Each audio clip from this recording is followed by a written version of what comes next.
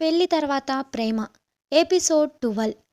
రాజేష్ అక్కడి నుండి వెళ్ళిపోగానే ఏం చేయాలో అర్థం కాని పరిస్థితిలో ఉన్నా నేను. అమ్మా నాన్న పరువు కోసమైనా సరే మిమ్మల్ని పెళ్లి చేసుకోవాలి అని నిర్ణయించుకున్నాను. ఈ విషయాలన్నీ మీకు పెళ్లికి ముందే చెప్పాలి అనుకున్నాను. కానీ కుదరలేదు అని బాధగా అంటుంది శ్యామ.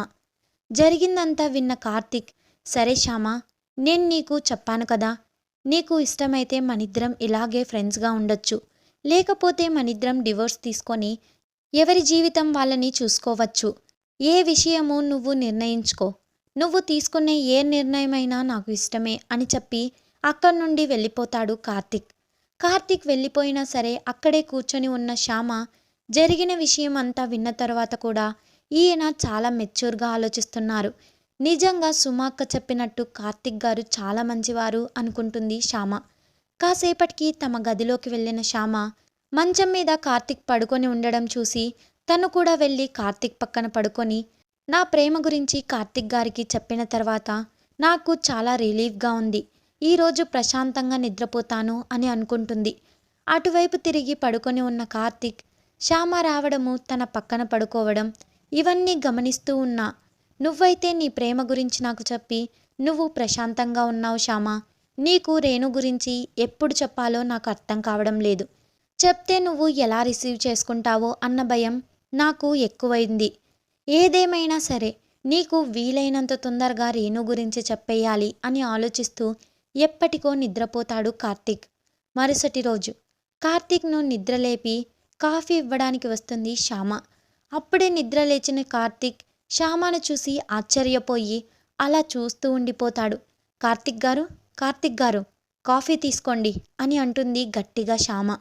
గ్రీన్ కలర్ శారీలో అప్పుడే తలస్నానం చేసి ఉన్న జుట్టుతో ఆ జుట్టులో నుండి ఒక్కొక్క డ్రాప్ నీళ్లు పడుతూ ఆ నీటిని పక్కకి ఒక చేత్తో దులుపుకుంటూ ఇంకో చేత్తో కాఫీ కప్ పట్టుకొని ఉన్న శ్యామను చూస్తూ, శ్యామ గారు, ఇది మీరేనా అని ఆశ్చర్యంగా అడుగుతాడు కార్తీక్. హా, నేనే.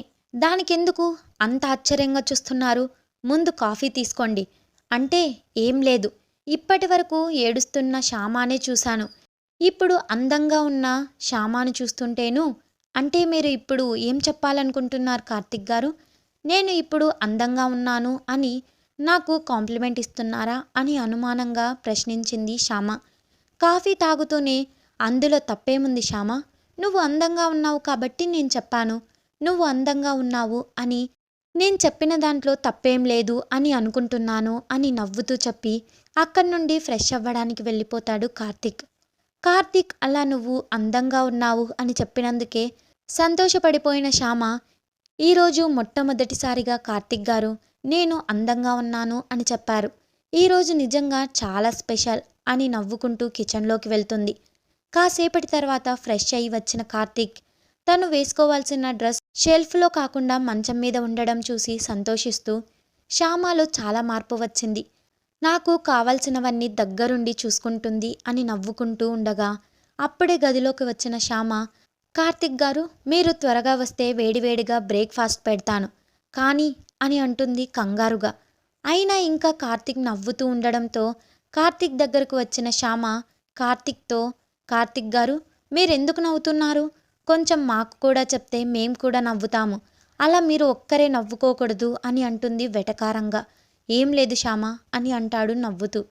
అదిగో చూడండి, ఏం లేదు అని అంటున్నారు, మళ్ళీ నవ్వుతున్నారు, నాకు కూడా చెప్పండి కార్తీక్ గారు, మీకు అంతగా నవ్వొచ్చిన విషయమేంటో అని అంటుంది అమాయకంగా.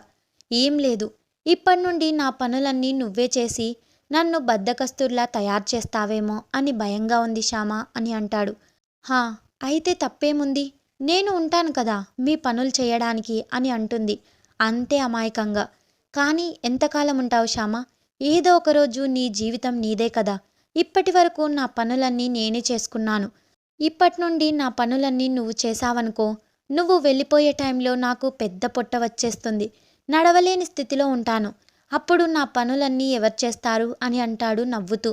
నువ్వు వెళ్ళిపోయే టైంలో అన్న కార్తీక్ మాటలకు బాధగా అనిపించినా ఆ బాధను పైకి కనపడనివ్వకుండా తను కూడా నవ్వుతూ, అయితే ఇప్పుడేంటి కార్తీక్ గారు, మీ పనులను చెయ్యొద్దు అని అంటారా అని అంటుంది. అలా నేనెప్పుడన్నాను శ్యామ, నా పనులు చేయడంలో నువ్వు సంతోషంగా ఉంటే అలాగే చెయ్యొచ్చు.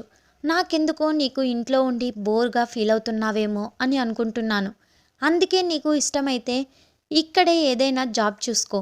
అప్పుడు నువ్వు జాబ్ చేస్తావు కాబట్టి నీకు ఎలాంటి బోర్ ఫీలింగ్ రాదు అని అంటాడు. ఈ ఐడియా ఏదో బాగుంది కార్తిక్ గారు. సరే అయితే ఎక్కడో ఎందుకు మీ ఆఫీస్లోనే ఏదైనా ఒక మంచి జాబ్ చూడండి. ఇద్దరం కలిసి అక్కడే వర్క్ చేసుకుందాం మీ కంపెనీలో అని అంటుంది నవ్వుతూ. సరే సరే, మనం ఇలా మాట్లాడుకుంటూ ఉంటే నాకు ఆఫీస్కి లేట్ అయిపోతుంది. త్వరగా బ్రేక్ఫాస్ట్ పెడితే తినేసి వెళ్ళిపోతాను అని అంటాడు. మీదే ఆలస్యం, త్వరగా వచ్చేయండి అని చెప్పి అక్కడి నుండి వెళ్ళిపోతుంది శ్యామ. వెళ్ళిపోతున్న శ్యామని చూస్తూ, తను సంతోషంగా ఉంటే నాకు సంతోషంగా ఉంటుంది, కానీ బాధపడితే నాకు బాధగా అనిపిస్తుంది. నేనేమైనా శ్యామను ప్రేమిస్తున్నానా అని తనను తానే ప్రశ్నించుకుంటాడు కార్తిక్. మరి ఏం జరుగుతుందో నెక్స్ట్ పార్ట్లో చూద్దాం. నిజంగా కార్తిక్ శ్యామను ప్రేమిస్తున్నాడా? Wait for the next episode. Subscribe to our channel. Thanks for watching.